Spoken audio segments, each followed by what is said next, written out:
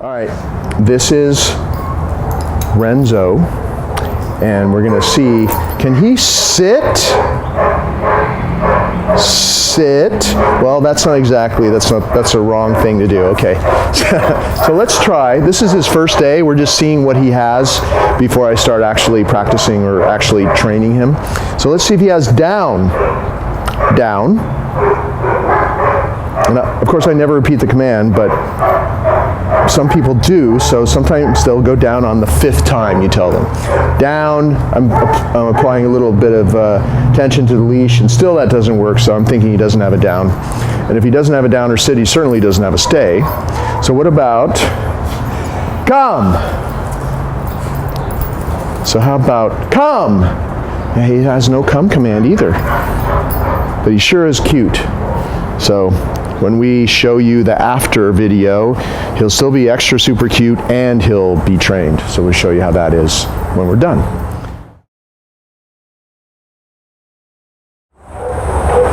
Wanted to give you a little explanation of how I handled Renzo at first when he first came in.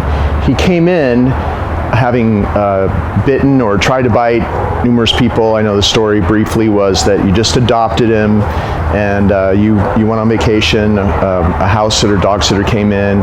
He didn't know that person. He freaked out. Either, I'm not sure if he bit them or he tried to bite them, but that person couldn't handle him. And then one of your family members, because you were out of town, came in to try to straighten things out, and then he went after that person and he was just freaking out. And so he was a little dog that probably for sure had been doing that before as well, because they don't just, when they're adults like this and a couple years old, they don't just start doing that with the new home. Most likely you inherited that issue and he'd done it before. So what I did and what we did here with all my employees that handled him, every time we came up to him, a little treat. Hey buddy, good, petting like that. You see the timing? Gave him the treat like right before I touched him. His mouth is full of a nice little reward, and everybody here did that for like a couple of weeks straight. I mean, hundreds of interactions with people. If we're approaching him or he comes up to us, oh, good, just like that. Also, you see how come, good, treat like that. We're always drawing him to us when we can. It's much better if he's laying on his doggy bed or if he is somewhere stationary. If he has something in his mouth, let's say he got to something that you want to take away from him, resist the urge to go and take it from him, because you could easily trigger that old behavior to come back. Stop yourself, go get your little treat. Right now I'm just using these little dried doggy treats of some sort. But in the beginning, I used high value rewards. I used little pieces of chicken breast. I used, bought these little low-fat cheese sticks, and I just take a little pinch, like you can squish it and pinch it. It's just really about the taste. It's not about the amount, because you don't want to give him very much cheese, but just different special things, little pieces of salmon, little pieces of fish at first, just always a high value reward. And you would, you could say, let me just practice that recall again. Come. Good. Call him away from what he has or where he is. If you need to put him somewhere, or if you need to get something away from him, and draw him away from it to you with a reward. And then you could just, if you didn't have a leash, then you hook him up, give him another treat. It's already going. It's going automatically. He's not trying to bite one person here ever, because from day one we started doing it this way. Now I can just approach him, because it's been 5 weeks now that he's been here. He's about ready to go home. I can just approach him. Good boy, no problem. He trusts us now. He feels safe. I can pick him up if I need to, and it's not a big deal. But for a number of weeks, if I was going to pick him up, it was always, hey buddy, treat. See how he's eating it? Good. You can even kind of hold on to it for a second and let him have it so it lasts longer as you scoop him up, if you need to scooping him up like that. But he's very, very accustomed to being scooped up and held. And you could even, once you picked him up, give him another treat. Why not? So it's always approaching with a gift. Think about always come bearing gifts. Always. And later on, he won't have a problem with you picking him up without food. So with so many things that we're doing, we're desensitizing with food. It's about the timing. It's about, don't try to pet him and then give him a treat. Don't give him a treat, let him finish it, and then try to pet him or pick him up. It's all about timing. It's timing, super important. Always time it. Treat first, then the interaction, then the touching. Finish petting before he finishes the treat. Picking up, it's the same thing. If it takes you longer to do something with him, then it's a bigger piece of a treat, obviously. Treat, scoop him up, so he's, whoops, that was my fault. Scoop him up so he's munching out as you pick him up. Sit. We're walking Renzo up to the person that we are going to send him to. This is a little greeting routine that we do with him every day with different people. He's done it with a bunch of different people. So I had him sit, I stepped away, gave the person a treat.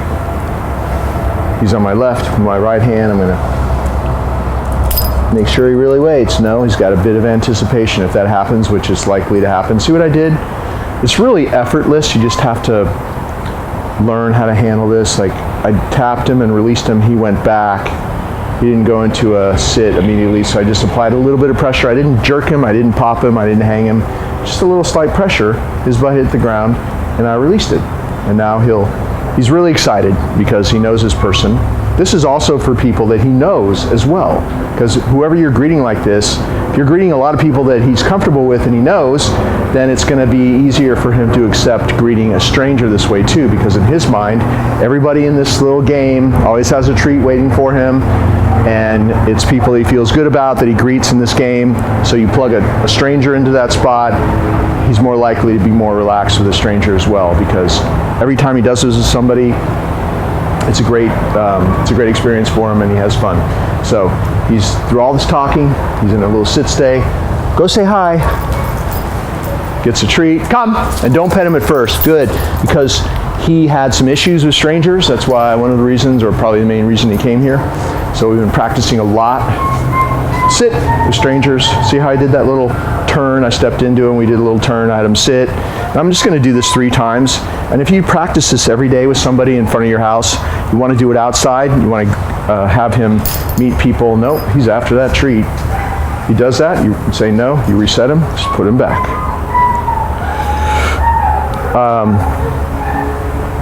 Just practice it outside in that open area that we practice, because we've been to your house before and we've done lessons there already. So that same spot that we've done it on the driveway, so much better than him meeting somebody in the house. You meet them outside in a more neutral area, in an open space. He has this greeting routine. Go say hi. Come. He just goes. Good. He goes and he accepts a gift from a stranger. They don't do anything like this, try to touch him or anything. All he knows is that he's approached many different people at this point since he's been here for a number of weeks, and it's always a great thing. It's always safe. I'm orchestrating this whole little game. That's what it is in his mind that we're playing. He feels safe because I'm calling the shots, and it's a great way to change his perception of what it means to meet a stranger. Sit. Last time. And I hope with all the shadows you can see him. I realize there's some shadows. Does it look okay? Okay. Nope. Make sure he really waits. See how it's effortless. Just do it that way. He's extra excited probably because the camera person's there, and he's just an excitable little guy as well. But see, once he's in there, he's really going to wait. You're never restraining him. If you do this and restrain him, he's going to get stressed out, and as soon as you relax that leash, he's going to take off. So always handle it the way you see me handling it now. Go. One last time. He gets a treat from somebody. Come. Call him back to come to you. Good. You notice that he's going to run back to me anyway because of the pattern. You know, the pattern is, it happens the same time every time, so he knows what's going to happen. I don't have to say the command now, but you still want to always say the command. Even if he sits when you bring him up to a curb or something, always say it anyway, because if you stop saying the command, it'll eventually fall apart. So always say it anyway. But that greeting routine is really important to do with a dog like Renzo, because you always want to keep introducing him to more people, because we never want to see happen what happened before, and where strangers came over into the house, he got scared, he started nipping and biting because he was scared. And if you do it this way, like if this was your house, now one last time, we sent him over a little bit, you hand your visitor a high value reward. We're just using just simple little dog treats right now, but if you're introducing to new people, high value rewards, chicken breast, a little piece of cheese, something that he's really crazy about, some sort of fairly healthy people food, any kind of meat that he normally doesn't get. You want to associate a special treat from each stranger, because we want him, once again, to change his perception of what it means to meet a stranger at your house and then have them come in. So you do this outside, you hand them one more big old handful of chicken breast, let's just say it's chicken breast. They go in first, you follow them in, do the same thing inside your house with them, so that he gets used to the fact that those people are cool, good stuff's going to happen in the house as well. If you don't do that and you all go into the house, since dogs associate behavior with a place, a location, he might always be good out here, but you want to transfer the whole operation into the house, do the same thing, just like a minute and a half or so in the house as well, so he starts getting used to having strangers in the house and feeling good about them there as well. And the first, I would say the first couple months you do this because of his issues. You want to end on a high note, send him over a few times, he's happy, that person's been giving him treats, even if, so he's on free time, say we're in the house now, we're in your house, go ahead and give him the treats. And he can just go over and just have give that person treats, come, to good, to just hand to him when he comes over to them. So he goes over to the person, they just say, oh, good boy, Doesn't have to be as formal as the original greeting routine, but after you formally send them over a couple times in the house like we just did, just hang out, you're letting them be free, hand your visitor more treats, he goes over, he gets treats, you say come, good. After that, so it's maybe like 4 or 5 minutes that you're hanging out doing this in the house, you put him away in his crate upstairs with his favorite bone to chew on, chewy, bully stick, whatever he really likes, and you end on a success. All he starts thinking is that he loves it when people come to visit, and he just remembers it goes really well. They give special treats he never gets at any other time. Then he gets to go up in his crate, which he loves his crate obviously, and get a bone to chew on, and you can enjoy your guests, and when they leave you can let them back out again. Do that for a while, because we want to, because of the way you manage him, we want to have no more episodes. And if you do that for a while, and I'm just going to say 3 months, do this routine for 3 months. It took a lot longer than 3 months for him to develop this issue, but if you see how much better he is now after the training, if you keep it going, we want to make sure that it never comes back. So take your time, don't rush anything. Just try to get dozens of good interactions with visitors at your house, and then you can start letting them stay out longer and longer, and just gradually, you're always gradually doing a little bit more at a time. But he's already way different. Hopefully you'll keep this up, and in which case he'll keep getting better and better. Sit. Always walk him up to this mat, have him sit with your right hand, pat his chest and say, go to your mat, walk over with him and say down. Good. And then you can start this exercise just very simply. Step back, if you extend your arm, that's like 8 feet away.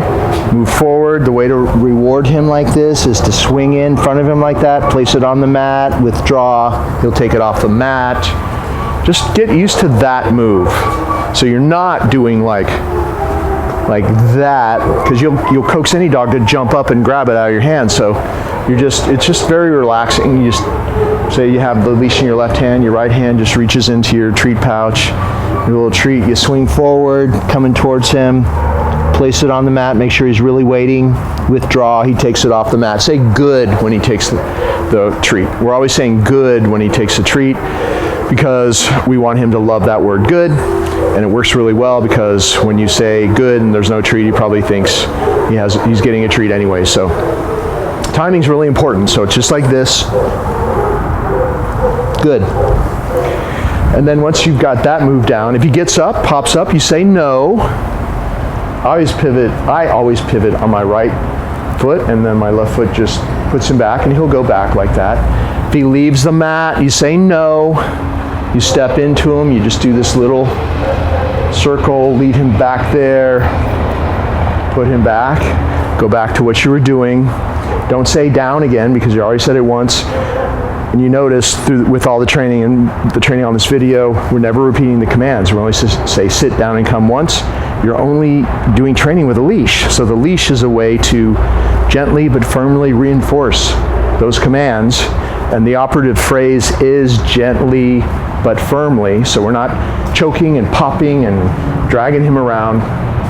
We're just making sure that if we say the command, because we have the leash, we can reinforce it in a way that starts to take off. And then later on, we don't need to use the leash, and all he knows is he hears it once, and he's been doing those things, and you can see how it's worked. Now, I'm just walking around him to test his little downstay. And because we've practiced this exercise from day one here, from the first day he came here, we started practicing this. Good. He got really good on the mat, and then I could start moving the mat. Wherever I put the mat, he was good. So it was here in the house, outside, different spots. And then I started practicing without the mat. He already knew a downstay, so we transferred him just doing downstays just anywhere, and he got it a lot quicker because we use the mat to teach him how it goes.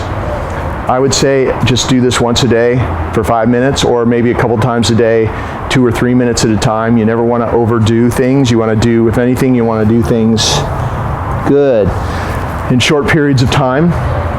Like short learning periods always end on a success, always end while he's doing well. Even if he makes a mistake, and let's see if we can get him to make a mistake now. You get past that mistake, once he has a success, you're done. Because you never want this to become drudgery for the dog or you. So just make a little headway, fix a little problem, you're done. Tomorrow he anticipates what happened the day before, and he should be a little bit better every day. That's the way it works. If you do these long sessions every day, 20 minutes on the mat and throwing all these distractions at him, he's going to start to hate doing it, and the training's actually going to go backwards on you. So I give you permission to just spend a few minutes a day. Just make sure you always end on a high note. I'm not really working with him, I'm talking to you, so he lost focus and he popped up. So when that happens, you say no. Step into him, lead him back, step on a leash. I already said the D-O-W-N word once, so I don't have to say it again. I just said no and put him back. He only gets up when he's released in a very specific way. So let me try something over here, see if he makes a mistake. If you're ever going to try something that you think is difficult for him to handle, or you've had problems doing it, it's okay to remind him down before you do it. Let's see if he can handle this, me going out of this gate. I've never actually practiced this with him. Oh, so that triggered him to pop up. So of course you're going to say no, and you're going to stay calm. It's not like a correction no, you just stay calm, be very focused and direct, very consistent. Put him back. See how I did that? You don't even have to force him down. If you just lift your foot, most of the time he'll just go back. Try it again. Down.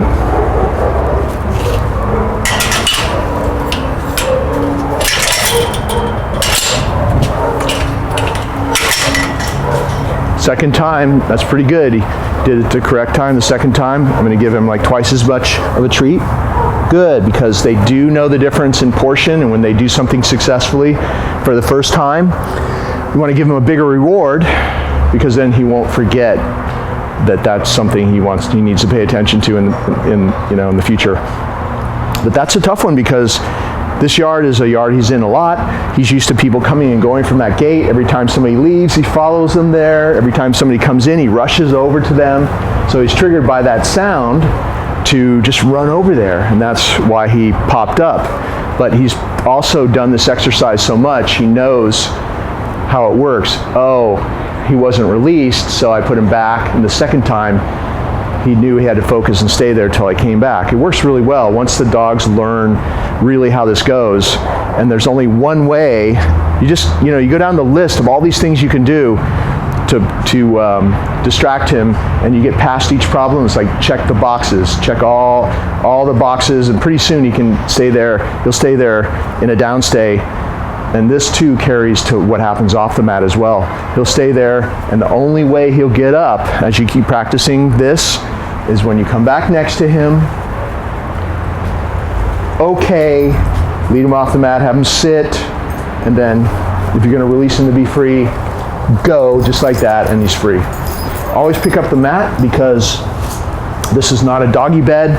This is not a place to hang out. This is only for this one thing. Only one behavior is exhibited on this mat or is practiced on this mat. He has to have your permission to go onto the mat. He has to have your permission to come off. Doggy beds are fine, but that's a free time place that he can come and go as he pleases. And this mat is the work mat, and he loves to do it, obviously. So you always handle it or use it only in this way, and it's a very exclusive spot, so he can't walk across it or do anything else on it. Just do exactly what I just did. Pick it up when you're done. When you put it down, make sure that he's somewhere else so you can lead him up to it, and so you don't put it down and he runs all over the mat before you do the exercise as well. So just be careful of those details. Okay.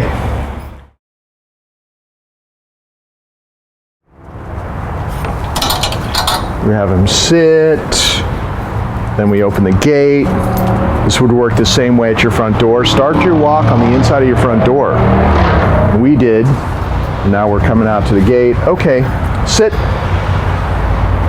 I'm just having him sit a little closer to the threshold so you can see him. You step out and he stays there because you're accentuating the fact that this is your boundary, that he doesn't just rush through it. You control his access in and out of this boundary, any boundary, so he waits till you come back to get him. He only goes through a boundary with you. Okay, by stepping out first and teaching him to wait and not follow after you, you're really making that point clear, and I do that all day long with him. He waits at all boundaries, so he's really got it now, and we're going on a walk. So if you start the walk on the inside of your house, and most people have several boundaries before they get to the street, you start the walk with a really calm dog. You don't have a lot of the reactive type issues that you normally have if you would just put on the leash and everybody's excited and go on out, and he pulls you out and everything's crazy, and then he sees a squirrel or a person and he lunges or whatever he used to do. So we want to start the walk in a calm way so that we have a calm walk and less reactivity on his part. So we're not finished yet though, because we still have a curb, so you can just turn to your left. I'm going to do the curb right there. So we're going to walk over to the curb because we're going to start the walk across the street. So at all curbs, this is what I do. I have him sit, and I do a little basic sit stay at the curb like this.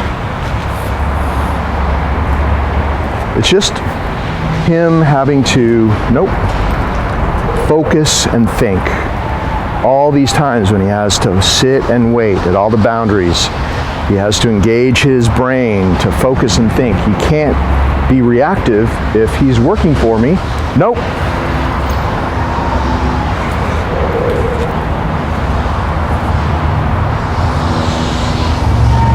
And if you have to reset him a couple of times like I did, it's really worth it because it'll just make him better.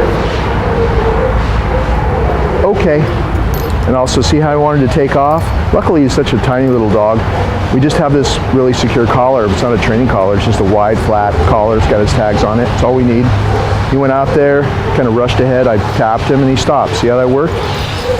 The one thing that I'm doing differently that a lot of people may not do is that I'm walking slowly. And if you want the dog to slow down, you have to slow down. Then it's so much easier for you to just do this. And you may not live on such a busy street, you may be able to do this. But what I've been doing is I've been treating from curb to curb. That is sit, the calm zone. He's a little bit more on edge when you take him out into public, I've noticed, although he's getting much better, much more confident. But when I take him to the curb, have him sit, he's in training mode. It's training mode all the way across the street, sitting, and then, nope, he really waits. We almost had it. He really waits. We have somebody just pulled up behind us. Go, then you release him to be free on the other side. It's a place where most dogs pull their owners across the street, even if the people think that the dog is walking in training mode. They're forcing the dog to stay next to them on a tight leash. That doesn't count. He has to really be slowing down like you are, and restraining the dog is not training, obviously, because as soon as you let go, the dog is gone. So you saw how we did it. It really helps your overall project if wherever he has a tendency to pull and rush, you really make sure that he learns to slow down. And it's a gradual process. You see how far we've gotten so far. He's doing really, really well in the last few weeks we've been doing this, but you want to keep doing all these things because you want him to get better and better and better and better. You certainly don't want him to lose any of the good stuff he's learned here. You want him to, over time, be better than you see on these videos, because you're continuing to practice these things. So now he's free and we can start our walk. And you get to start your walk with a much calmer little dog. And of course you always have, no matter what happens, you always have your recall. Good boy. So let's say, you got distractions coming from all directions, dogs, who knows what's going to be out there, people. Just call them to come to you. But we'll be showing you the recall later on in the video as well. Here we go. Here, bud. Sit. I'm just going to practice a little sit-stay in the presence of distractions, just to show you that he can do it. Not that you would come to a place like this and practice training, but he does have the skills to actually handle it. We practice here a lot, and practicing this kind of stuff in the presence with so many noises, so many people,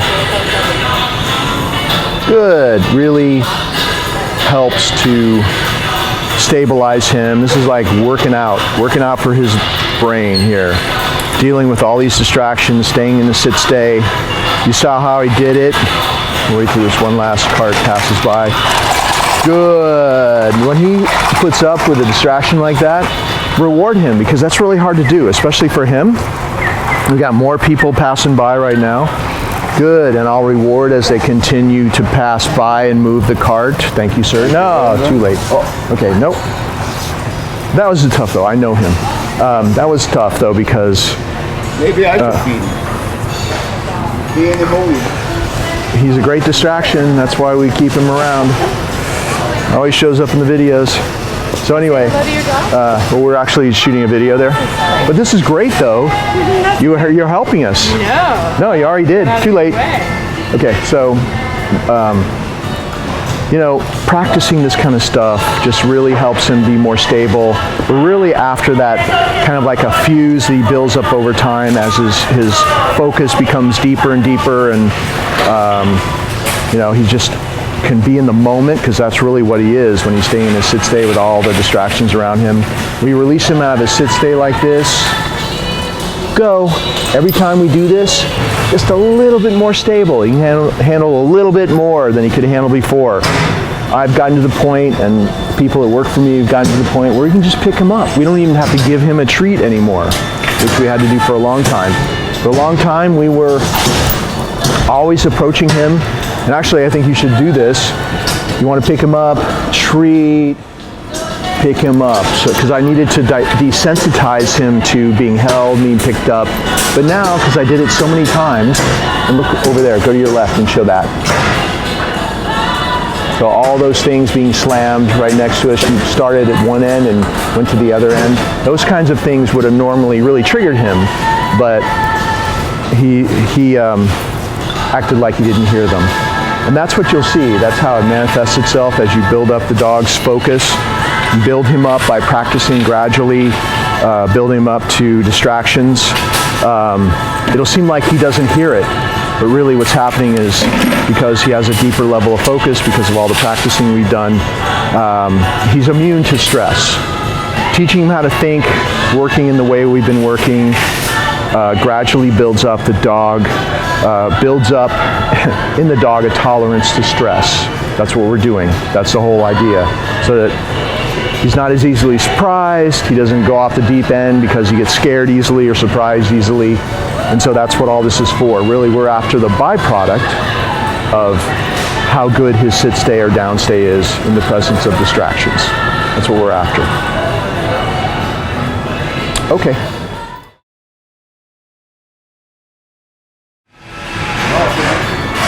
Down. Sometimes when he's in a very distracting situation, you might have to help him. I don't know if you saw me, but I just did this and he went into a down. Other times when he's not as distracted, you can say down, he'll just go straight down, like you saw on the mat exercise. He just goes straight down every time. So if you have to help him, just help him in that way. You'll never have to force him down. You just maybe have to do this and he'll go there. But really the most important part is that the stay is solid. And you notice that we're never saying stay. I never say stay. I just build stay into sit and down. And the dog is waiting, instead of us always reminding stay, stay, stay, all that kind of stuff, the dog is waiting for us to come back to release him. So we don't have to do that anymore. Good. See, it's just like that mat exercise, except no mat. He's so good without the mat because we practiced with the mat so much. You see carts going past, people everywhere, noises everywhere. Yeah, he notices it, but he doesn't pop up. He gets a reward. Good. Same way. Put it in front of him. Don't throw it down. Don't let him take it out of your hand. Just he waits. You withdraw. By the way, if he does try to take it out of your hand, I haven't seen that for a while with him, but if he does, let's pretend he does. No, you pull back and you say no, and then he'll stop because he knows that move. So this is really great. You see all the people just almost walking on top of him. Good. It's pretty rude, but it helps us in the video because it's pretty extreme. For him to stay there like with all this going on, it's good, you know. When you want to release him out of his downstay, you just come back next to him. Okay, sit. So it's never, okay, you're free, and he just pops up out of a down. You always release from a calm sit stay. As you've noticed, when I call him to come to me, I have him sit in a calm sit stay. When we start training, when it's time to be free, I put him in a sit stay, go, and he's free. So the training always starts with a calm sit stay. When you're finished, always ends with a calm sit stay. But yet another thing in the way that we do things the same way every time, he always expects. He knows that when you call him into a sit stay that you're going to do training, and he knows that when you have him sit and you release him to go that we're done.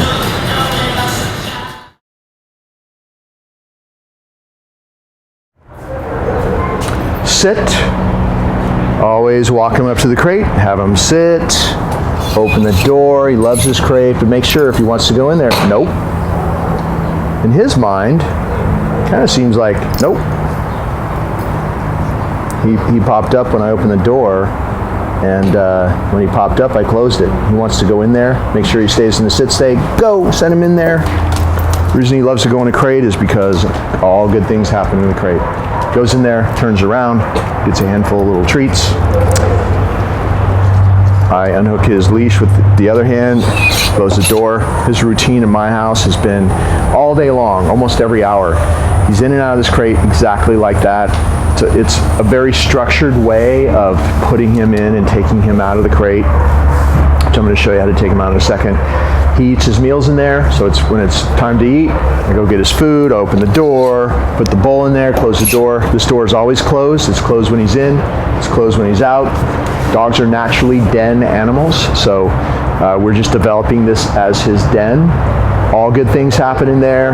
If there's things that he likes to chew on, which there are little bones and things that I give him, it's only in the crate because I want to develop that place as the coolest place in the world for him to be. He loves going in there. You saw how he couldn't wait to run in, but we're turning around on him. I made him wait. Like, no, you can't go in unless I give you permission. So I open the door, he waits until I send him in. He goes in, something really good happens. I close the door.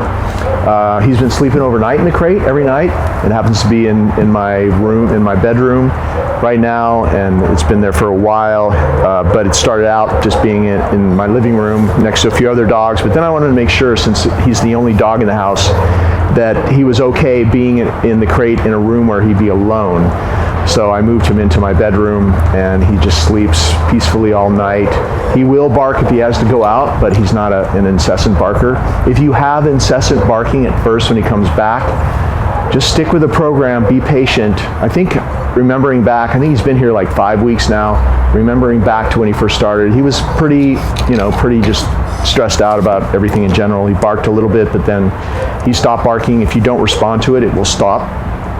And then if he stops, then you can go up and give him a treat. Good. Let him stop for a couple minutes, let him give up. Don't ever let him out or talk to him or correct him for barking, because that response to that behavior will just perpetuate it. But wait till he finally gives up because it didn't work. He's silent. Go give him some treats like I'm doing now. So yeah, that's been his routine. You saw how I just put him in. I'm going to take him out. He does have a tendency to want to rush out. So he was somewhere before here, obviously. Before he came to you, you rescued him from the shelter.